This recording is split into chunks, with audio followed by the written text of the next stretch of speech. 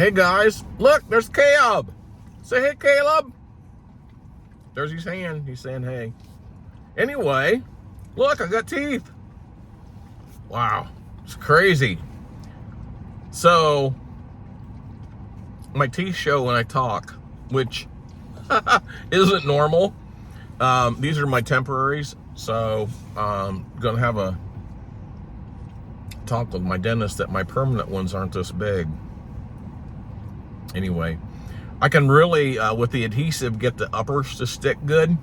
I still don't have a place for my tongue to rest because that plastic plate on the uppers kind of gets in the way of my tongue. Now the bottoms will be snapped in, but these bottoms they don't, even with adhesive in, they don't want to stay. So I find myself trying to suction them back in. And with eating, you can forget it. I mean, I can bite into something. I can bite into things I haven't been able to bite into in a long time. The problem is I can't chew because the bottoms want to come loose. So I'm wallering teeth and food and can't figure out, am I going to swallow my bottom dentures and not swallow the food? So it's a mess. So I'm struggling with talking, and what I'm trying to do is add an hour every day that I keep these guys in and then take them out. Because honestly, I can gum things better than I can chew them with these things. I'm like horse teeth, man. I'm like one of the Osmonds now. Chris Osmond. Anyway, want to give you guys a quick update. There's Caleb, my handsome boy. This dude is really special. He's sweet, kind, loving, smart, funny, and rotten. You've got it all. I hope he stays that way. That's my prayer anyway. Well, listen, before we get started, I don't know if you guys saw it or not, but Sharon Jackson asked for prayers for Gary, her husband. He's got a swollen leg. He's had some heart issues he's battled before, so please be in prayer about that because it could be related. And their little Chihuahua Sonny, man, they love their little doggy. We know what that's like. Anybody that owns a dog, sweetest darn things in the world. I mean, I've said this so many times.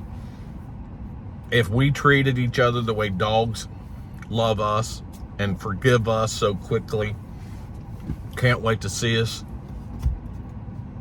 Every day is like the first day they ever met you, just excited. They're smart, just so sweet. The essence of God, I think, the way, if we could treat each other the way dogs are and the heart they have, wow, what a wonderful place this would be. Anyway, please be in prayer for them, the Jackson family. We have a neighbor in distress. They got taken by squad to the hospital this morning. They're septic.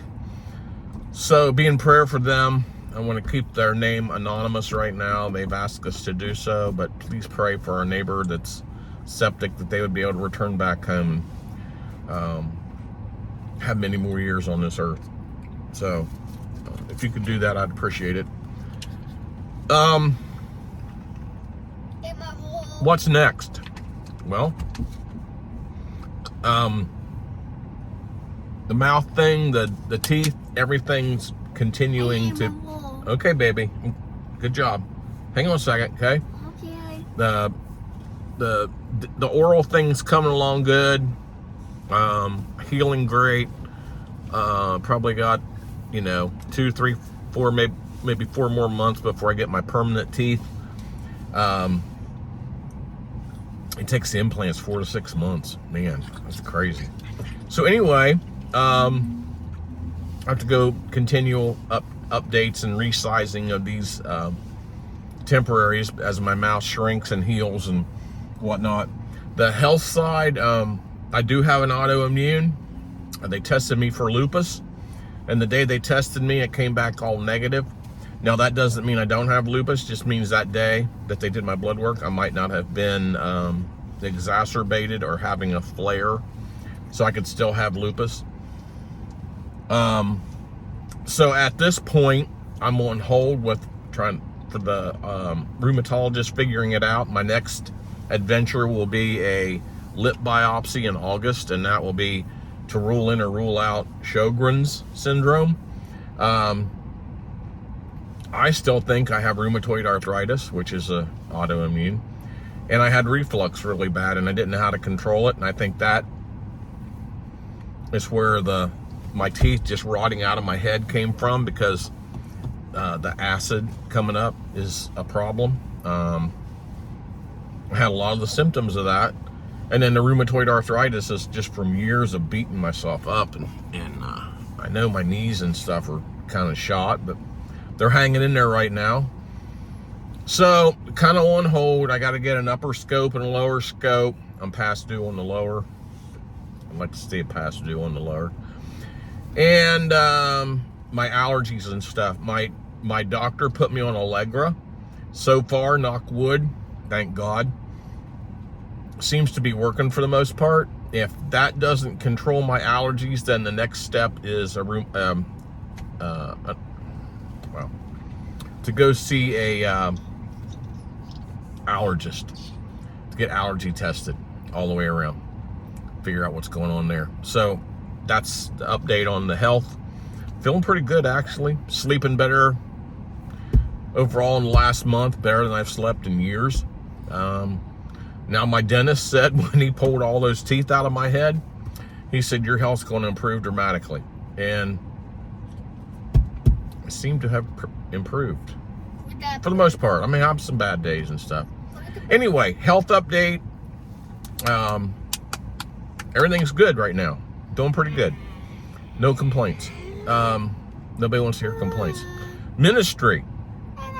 Caleb, hang on, baby. I know. Hang on. There's a squirrel. Anyway, Caleb's going to be starting school here in like 3 months. Less than 3 months. Wow, that'll be a trip. We're going to be heavily involved in that. I don't think he's going to have any problems out where we live with diversity, equity, inclusion, and all the crap in the media and stuff.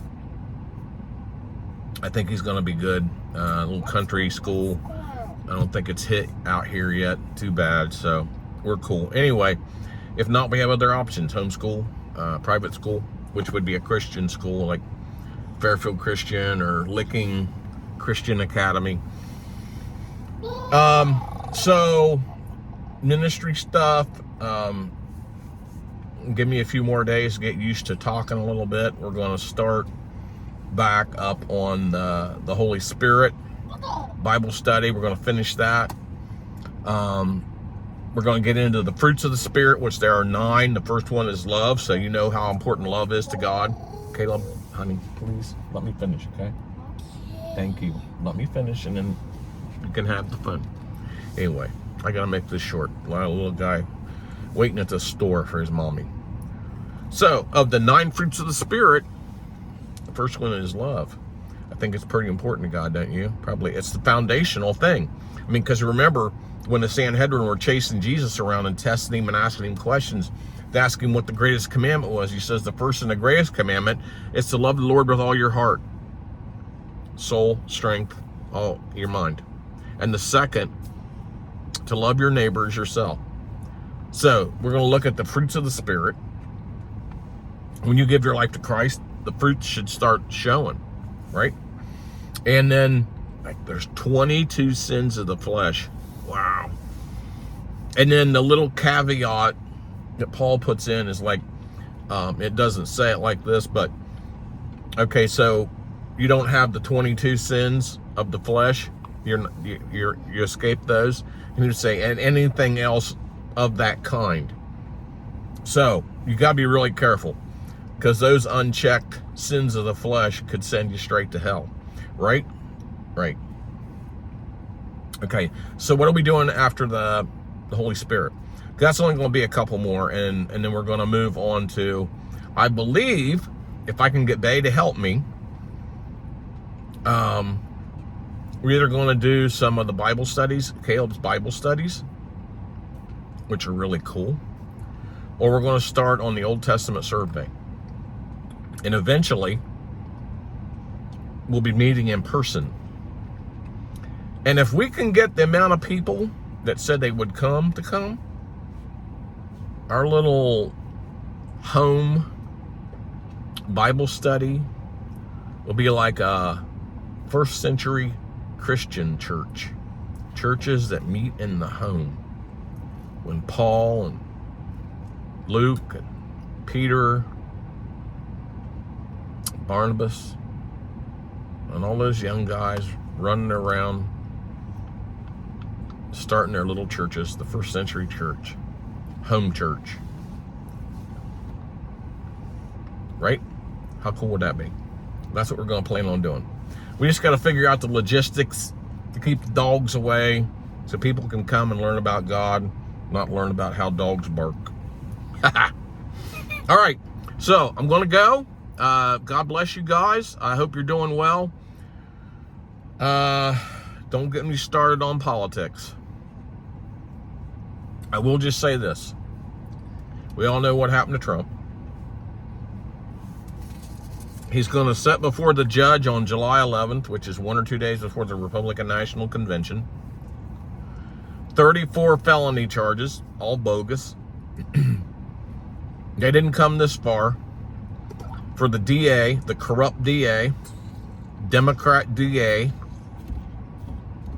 to not recommend prison for Trump, and for the corrupt judge, Democrat judge, and Democrat donor, his daughter, who is a campaigner for the liberals, who makes millions of dollars off of Kamala Harris and Joe Biden and others like that.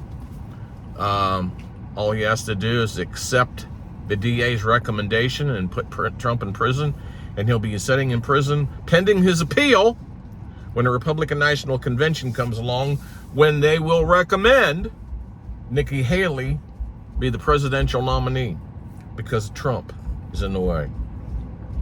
Can you imagine? Buddy, I'll tell you what, if you love your kids, your grandkids, your great-grandkids, you have no choice but to vote for Barack Obama. You have no choice but to vote for Donald Trump.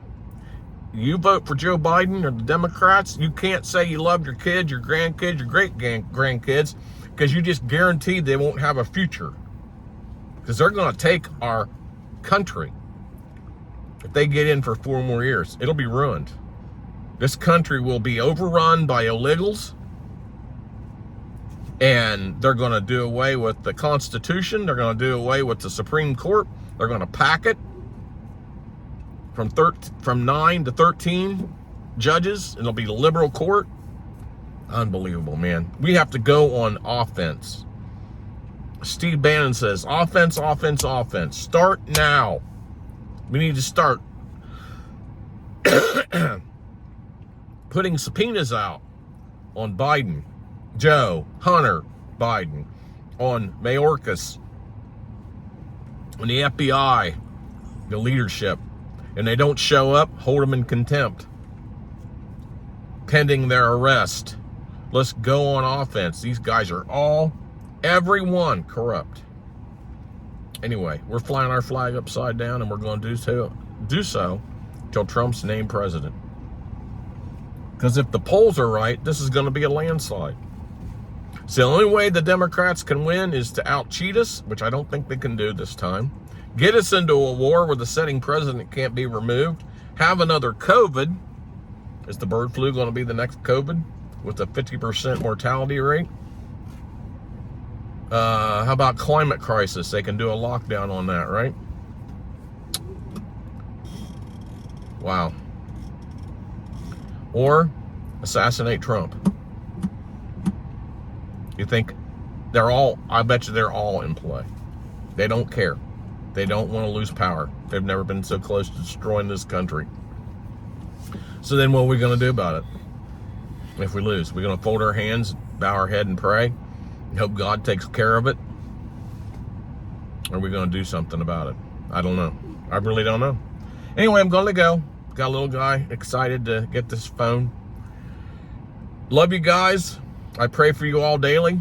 I actually do. Every day.